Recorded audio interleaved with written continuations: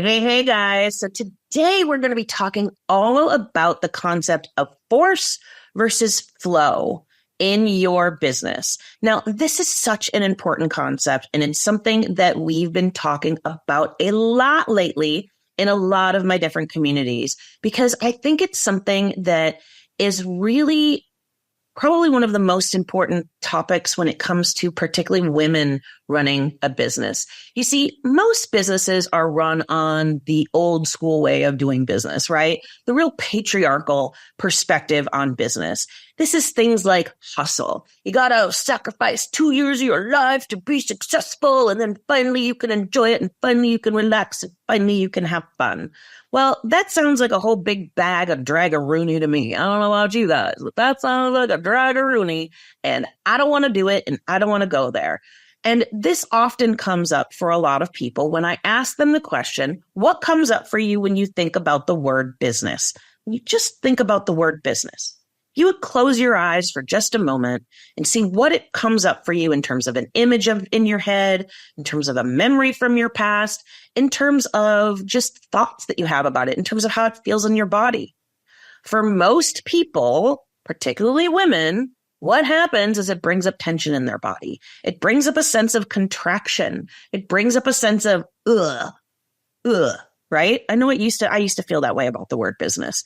It actually a lot of times brings up a concept of dudes playing, golf and having martinis and only talking to dudes with the good old boys club, or making deals in the back room like Mad Men, and the women are in another room playing cards or something. And it's like women don't get to be in those discussions.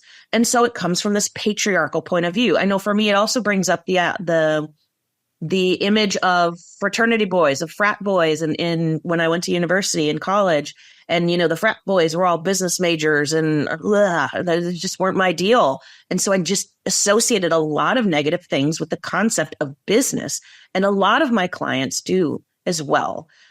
A lot of times we talk about shifting our perspective to words like community, to shifting our perspective to, for some people, words like service, but service can even feel heavy to some people because it feels like you're in service to somebody instead of you're building something that everyone gets to enjoy. And this is involved with that forced versus flow idea in business. So again, when we think about the word business, it comes from these patriarchal structures. It comes from these old school ideas of how men used to run business. And when we get down to the force versus flow, there is kind of an alignment with force being more of the masculine way of doing business and flow being more of the feminine way of doing business. Now, I don't like to apply feminine versus masculine because I think that disrespects the fact that all of us, regardless of our gender or sexuality or any of that, we all have both masculine and feminine within us. And that when we want to label things that way, sometimes it makes people feel as though some people are getting attacked, or some people are being left out, or, masculinity is being maligned or femininity is being maligned. And I don't like any of that. I think that that's, dichotomous thinking where we are saying things are either this, either that, this is good, this is bad, and it's bullshit. And it ends up penning us all into a corner and making us try to paint ourselves into a little box instead of unleashing ourselves from these boxes and saying there are no frickin' boxes and we get to create things the way we want them. So this is why I'm going to talk about it in terms of force versus flow instead of feminine versus masculine, which is the way a lot of people might talk about it. But when we talk about it in terms of the force energy, right? This is the idea, and I think a lot of it can actually even come from a dysregulated nervous system and from the fact that our society is basically so entrenched in a sense of chronic stress and taking our actions from trauma responses rather than from a grounded, rooted, safe, secure, safe, overflowing, expansive, abundant place, right? That this force energy comes from that dysregulated nervous system that says, I have to do more. I have to do more. I have to show up more. It's anxious energy, right? It's this desire for security and safety that comes actually from a feeling of a lack of safety, a lack of security, a lack of a feeling that I'm okay and everything is okay in this moment. a lack of a feeling that I can trust myself and I can trust other people and I can trust the world around me. And instead it comes from that dysregulated stress response, that fight response. It's that push, that force energy, right? I have to force that boulder uphill. And it's going to be freaking hard, but I'm going to do it. Ugh. I'm just exhausted saying that, just that sentence, let alone living my life that way, right? That's the force energy. It's all on my shoulder. It's all a burden I have to bear. It also ends up resulting in these fight or flight responses that end up happening because we're constantly in force, which is inherently stressful. Things like waiting for certainty, for clarity. Oh, I have to know it's going to work before I can take any action. And so I'm going to sit here and think about it more until the ideas are perfect. They're never going to be freaking perfect. Oh, I'm afraid that I might fail. What people might think of me. I'm afraid that, I might get too big and I might lose my partner, and I'm afraid of success. All of these fears come up with this force energy. And either we tell ourselves, down and do it anyway, and we convince ourselves we're being mentally strong, when in fact what we're doing is we're in a chronic stress and trauma response. Or we collapse and we don't do the thing and we go into procrastination and we put things off and we wait and we wait and we wait and we wait and we wait. We never take those actions, which leads to the things that we really desire. So I truly believe that when we are in that force energy, what we're doing is we are actually sabotaging our opportunities for success, because we are not in a regulated nervous system that says this is safe to expand and it's safe to have everything I want, because force is tight and force is stressful, and that your body's giving your brain feedback. This isn't safe for me to embrace. This isn't safe for me to do. I'm going to hold myself back because I can see that this is dangerous. Stress is perceived as dangerous when it's experienced in your body by your subconscious mind, and your subconscious mind will hold you back every time. So when we're in that force energy, I have to force the boulder uphill. I believe that it ends up sabotaging us every single time. Now, are people successful from this energy? Yes, I want to respect that there are plenty of people who are successful from this energy, but do they actually have the life that they want? You hear about like Elon Musk, and he's sleeping in his office, working 16 hours a day, sleeping under the desk at night, doesn't have a personal life, or went through, I don't know how many different personal lives. Does he sound like really happy? Does he sound like he's enjoying the fruits of his labor? Like, what the frick is the point of doing this unless we get to enjoy it? What the heck is the point of having a business that we love unless it actually feeds us and seeds our soul, right? We want a soul-aligned business. We want something that feels fulfilling. We don't, and if sometimes, let's not get into Elon Musk and probably his traumas and why he does what he does, because I could probably do an entire podcast on that, peeps. But we are revealing that perhaps we are being motivated by something other, and something that is trying to fix a leaky hole in our bucket. Let's just put it that way. Now, the second piece is this flow, coming from this flow energy, right? This sense of expansion, this sense of this is beautiful and this can be easy and full of ease. Now, our society has a fucked up relationship with ease.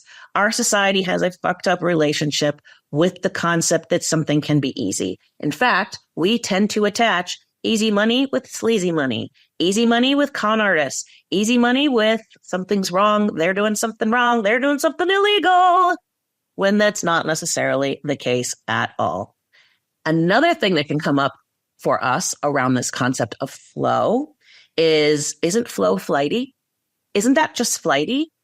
When you have the right to do it your way, when you can throw out the rule book, when you can not have to get it perfect, when you can follow your pleasure body and what feels really good and what feels really juicy and what feels really delectable and delightful and tasty and delicious, when you can play and experiment rather than following a formula all of the time, when you can feel relaxed, when you can choose what would feel really good right now.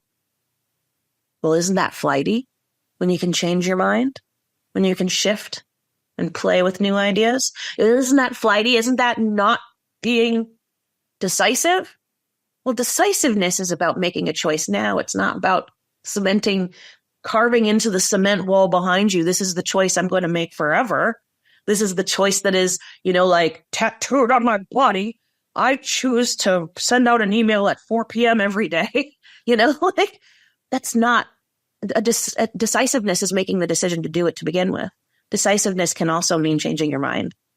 It's not flighty to come from this flowing perspective. What it is it's freeing.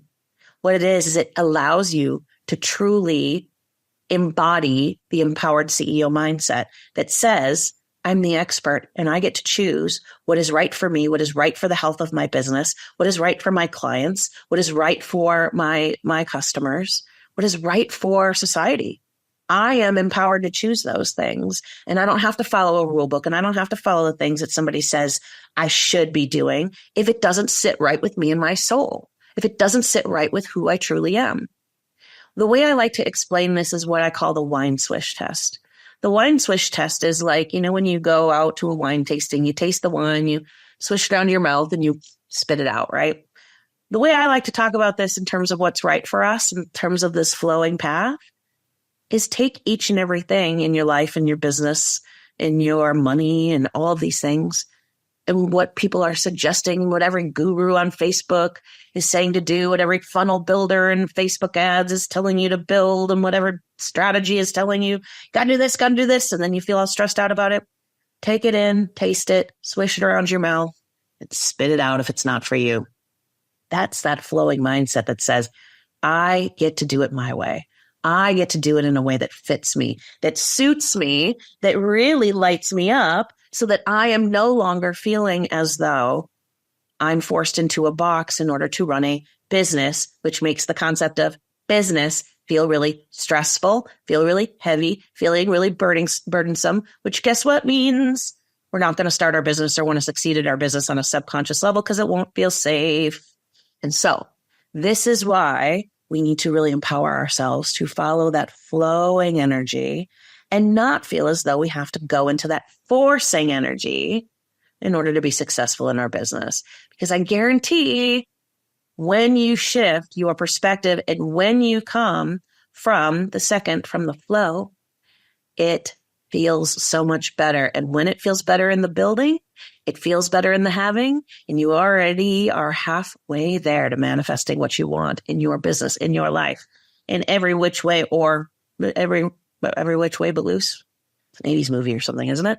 Anyway, so I am wondering for you, what questions come up for yourself around force versus flow? How have you recognized yourself in forcing things in your business rather than allowing them to flow, rather than receiving, rather than, pushing to make it happen? You're allowing it to happen and being open to it happening for you. Where do you recognize yourself? Where do you see areas for growth?